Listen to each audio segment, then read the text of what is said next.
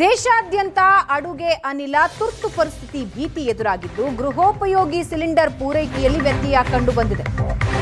Gas ಏಜೆನ್ಸಿಗಳ ಮುಂದೆ Q ನಿಂತಿದ್ದಾರೆ ಜನ. ಚಿತ್ರದುರ್ಗ, ಶಿವಮೊಗ್ಗ, ರಾಯಚೂರು ಜಿಲ್ಲೆಗಳಲ್ಲಿ ಪರದಾಟ.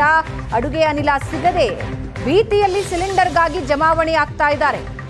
ಖಾಕಿ ಭದ್ರತೆಯಲ್ಲಿ ಗ್ಯಾಸ್ ಬುಕ್ಕಿಂಗ್ ಮಾಡ್ತಾ ಇದ್ದಾರೆ ಜನ. ಆನ್ಲೈನ್ ಬುಕ್ಕಿಂಗ್ ಆಗ್ತಾ ಇಲ್ಲ ಅಂತ ಗ್ರಾಹಕರು ಅಳಲು ತೋಡ್ಕೊಳ್ತಾ ಇದ್ದಾರೆ. ಪ್ರತಿನಿತ್ಯ 600 ಆಗ್ತಿದ್ದ ಬುಕ್ಕಿಂಗ್ ಈಗ 2000 ಆಗ್ತಾ ಇದೆ. ಅಂದ್ರೆ 600 ಬುಕ್ಕಿಂಗ್ ಆಗ್ತಾ ಇದ್ದ ಜಾಗದಲ್ಲಿ 2000 ಬುಕ್ಕಿಂಗ್ ಆಗ್ತಾ ಇದೆ. ಗ್ಯಾಸ್ ಬುಕ್ಕಿಂಗ್ ಸಮಸ್ಯೆ ಜೊತೆಗೆ ಪೂರೈಕೆಯಲ್ಲೂ ಸಮಸ್ಯೆ ಆಗ್ತಾ ಇದೆ.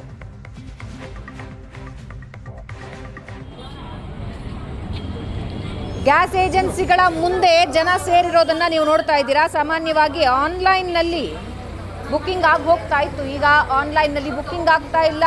ಏಜೆನ್ಸಿಗಳ ಹತ್ರ ಬಂದರೂ ಕೂಡ ನೋ ಸ್ಟಾಕ್ ಅಂತಿದ್ದಾರೆ.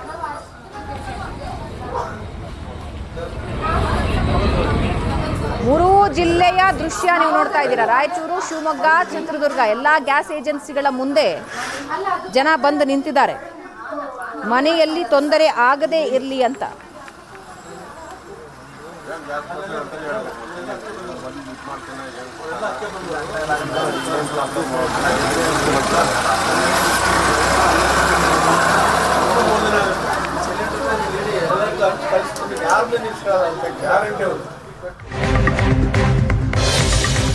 ಹೋಟೆಲ್ಗಳಲ್ಲಿ ಗೃಹೋಪಯೋಗಿ ಸಿಲಿಂಡರ್ ಬಳಕೆ. ಶಿವಮೊಗ್ಗದ ವಿಧಾತ್ರಿ ಹೋಟೆಲ್ ಮೇಲೆ ಅಧಿಕಾರಿಗಳ ದಾಳಿ ಮಾಡಿದ್ದು 3 ಗೃಹೋಪಯೋಗಿ ಗ್ಯಾಸ್ ಸಿಲಿಂಡರ್ ಅನ್ನ ವಶಕ್ಕೆ ಪಡೆದಿದ್ದಾರೆ ಅಧಿಕಾರಿಗಳು. ಆಹಾರ ಇಲಾಖೆಯ ಉಪನಿರ್ದೇಶಕಿ ಲಕ್ಷ್ಮೀ ನೇತೃತ್ವದಲ್ಲಿ ಈ ದಾಳಿ ನಡೆದಿದ್ದು ವಿಧಾತ್ರಿ ಭವನ್ ಹೋಟೆಲ್ ಮಾಲೀಕರ ಮೇಲೆ ಪ್ರಕರಣ ದಾಖಲಾಗಿದೆ.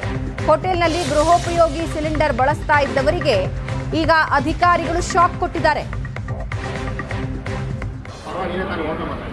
ಕಮರ್ಷಿಯಲ್ ಸಿಲಿಂಡರ್ಗಳು ಸಿಗ್ತಾ ಇಲ್ಲ. ಹೋಟೆಲ್ ಮಾಲೀಕರು ಕಂಗಾಲಾಗಿದ್ದಾರೆ. ಇದಕ್ಕೆ ಈಗ ಗೃಹೋಪಯೋಗಿ ಗೃಹ ಬಳಕೆಯ ಸಿಲಿಂಡರ್ಗಳನ್ನ ವಿಧಾತ್ರಿ ಹೋಟೆಲ್ನವರು ಬಳಸಿದ್ರು. ಅಧಿಕಾರಿಗಳು ಬಂದು ಚೆಕ್ ಮಾಡಿ ಈಗ ಪ್ರಕರಣ ದಾಖಲಿಸಿದ್ದಾರೆ.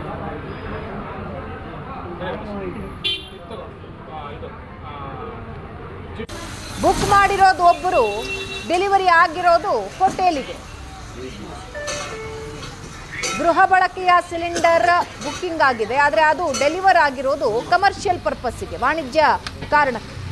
3 ಸಿಲಿಂಡರ್ಗಳು, ಗೃಹ ಬಳಕೆಯ ಸಿಲಿಂಡರ್ಗಳು ವಿಧಾತ್ರಿ ಕೆಫೆಯಲ್ಲಿ ಬಳಸಲಾಗ್ತಾ ಇತ್ತು. ಅಧಿಕಾರಿಗಳು ದಾಳಿ ಮಾಡಿ ಸಿಲಿಂಡರ್ ಅನ್ನು ವಶಪಡಿಸಿಕೊಂಡು ಹೋಟೆಲ್ ಮಾಲೀಕರ ವಿರುದ್ಧ ಪ್ರಕರಣ ದಾಖಲಿಸಿದ್ದಾರೆ.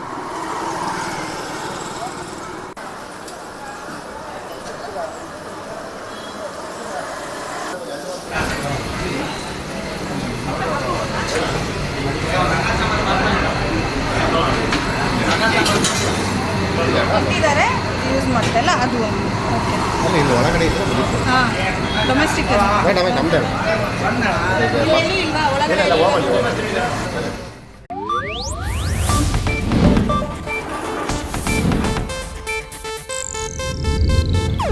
ಇದು ಏಷ್ಯಾನೆಟ್ ನ್ಯೂಸ್ ನೆಟ್ವರ್ಕ್ ಪ್ರಸ್ತುತಿ.